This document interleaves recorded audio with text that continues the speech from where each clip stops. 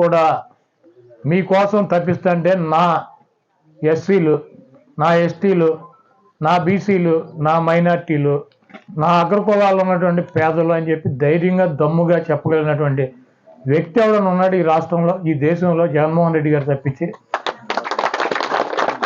ఒక్కడిగా గెలవలేక నన్ను చూసి జగన్మోహన్ రెడ్డి భయపడుతున్నాడు అంటాడు. సరే రారా బాబు అంటే పక్కన దత్తపుత్రుడు ఉన్నాడో లేడో చూసుకుంటాడు. సరే ఉన్నాడు వెళ్దాం రమ్మంటే ఈ పక్కన ఉత్తపుత్రుడు ఉన్నాడా లేడా అని మళ్ళీ ఈయన చూసుకుంటాడు.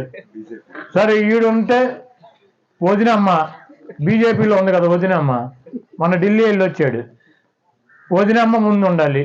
సరే వీళ్ళు ఉన్నారు సరే అంటే మళ్ళీ ఇప్పుడు కొత్తగా కాంగ్రెస్ చెల్లెమ్మని తెచ్చుకున్నాడు, వెనకాల పెట్టుకున్నాడు. ముందేమో బీజేపీ వదినమ్మ, వెనకాలేమో కాంగ్రెస్ చెల్లెమ్మ, ఈ పక్కనేమో ఉత్తపుత్రుడు, ఆ పక్కనేమో దత్తపుత్రుడు. సరే బయలుదేరరా వెళ్దామంటే వెళ్ళి హైదరాబాద్లో కూర్చున్నాడు.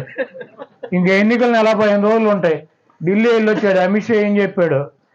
నువ్వు బాధ్యత తీసుకుని మాకు 150 సీట్లు ఇమ్మని చెప్పినట్టున్నాడు. వాళ్ళ మబ్బులో పెడదామని వెళ్ళాడు.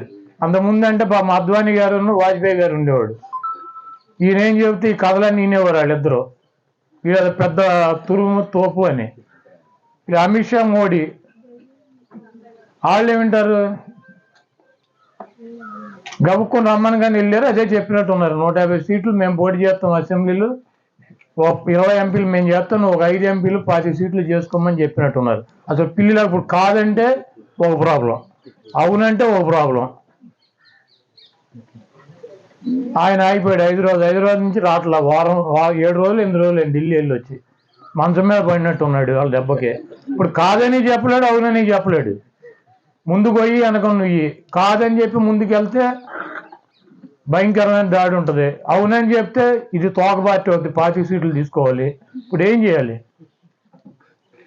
ఆయనేమో పవన్ కళ్యాణ్ గారు నిన్న ఎక్కడో భీమవరం అక్కడెక్కడ తిరుగుతాడు అన్నారు.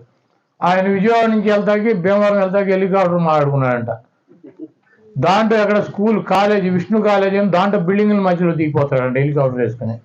వాళ్ళు ఆర్ఎన్బి వాళ్ళు ఫైర్ వాళ్ళు వెళ్ళి అరే బాబు ఇదేవి రెక్క వెళ్ళి దీనికి అంత తగిలిందంటే ఏదో ఒకటి ప్రమాదం వస్తుంది, మళ్ళీ తర్వాత ప్రభుత్వానికి ఇబ్బంది అవుతుంది, మేము ఏదో చేసామంటారు. కాబట్టి ఇక్కడ కాదు, నువ్వు ఊరు బయట ఎక్కడన్నా దిగి ఊళ్ళోకి రమ్మని చెప్తే కాదు నాకు ఇక్కడే కావాలి లేకపోతే నేను వెళ్ళను, ఆయన మంగళగిరిలో కూర్చున్నాడు. ఎందుకంటే మీడియా వాళ్ళు అడుగుతారు కదా, ఈయన జనంలోకి వెళ్తే అడుగుతారు మనం ఎన్ని సీట్లు పోటీ చేస్తున్నాం, మనం ఏ సీట్లు పోటీ చేస్తున్నాం, కార్యకర్తలు నాయకులు అడుగుతారు. ఈయన వాళ్ళకి సమాధానం చెప్పలేడు. వీళ్ళు సమాధానం చెప్పాలని ఢిల్లీ వాళ్ళు చెప్పాలి, ఈయన ఎన్ని చేస్తున్నాడు, ఆయన ఎన్ని చేస్తున్నాడు, వాళ్ళు వీళ్ళకి ఎన్ని ఇస్తున్నారని. కాబట్టి ఇవన్నీ తప్పించుకోవడానికి నిన్నటి నుంచి చూస్తున్నా. పవన్ కళ్యాణ్ గారు అంటే విమానం హెలికాప్టర్ అక్కడ దిగలేదు. విజయవాడ నుంచి భీమవరం వెళ్తాకి ఎంతసేపు పడుతుందని 1.5 కార్లు వెళ్ళిపోవచ్చు. ఆయన మంగళగిరి నుంచి భీమవరం 1.5 కార్లు వెళ్ళిపోవచ్చు. హెలికాప్టర్ ల్యాండ్ అవ్వదికి వెళ్ళడా? రేపు భీమవరంలో పోటీ చేసి పద్దాకి భీమవరం వెళ్ళాలంటే ఈయనకి హెలికాప్టర్ ల్యాండింగ్ అయితేనే భీమవరం వెళ్తాడు ఎమ్మెల్యే గారు. కాబట్టి భీమవరం ప్రజలు కూడా ఆలోచించుకోవాలి. హెలికాప్టర్ లేకపోతే మీ ఎమ్మెల్యే గారు అక్కడికి వచ్చేటువంటి పరిస్థితులు, కనీసం ఊరు బయట కూడా దిగడంటే ఊళ్ళోనే బిల్డింగ్ల మీద దిగుతానని చెబుతున్నాడు. కాబట్టి అక్కడ ప్రజలు ఆలోచించుకుంటారు. ఇటువంటి కుట్రలో కుతంత్రాలు బీజేపీ వదినమ్మ, కాంగ్రెస్ చెల్లెమ్మ, ఉత్తపుత్రుడు, దత్తపుత్రుడు, ఒట్టిపోయిన గీతలాగా ఈయన అందరూ కలిసి జగన్మోహన్ రెడ్డి గారి మీద యుద్ధం చేసి ఓడించాలని చెప్పి ప్రయత్నం చేస్తున్నారు. జగన్మోహన్ రెడ్డి గారు ఒకటే చెబుతున్నాడు, పైన ఉన్నటువంటి దేవుడు ఆశీస్సులు, ఇక్కడ ఉన్నటువంటి ప్రజల ఆశీస్సులు, నేను పేద ప్రజలకి మంచి చేశానన్నటువంటి భావిస్తే, మీ కుటుంబాలకి మంచి జరుగుతుందని భావిస్తే నాకు ఓటేయండి, లేకపోతే నాకు వేయొద్దని చెప్పి దమ్ముగా ధైర్యంగా ప్రజలను నమ్ముకుని దేవుని నమ్ముకుని వచ్చేటువంటి వ్యక్తి జగన్మోహన్ రెడ్డి గారు. ఇటువంటి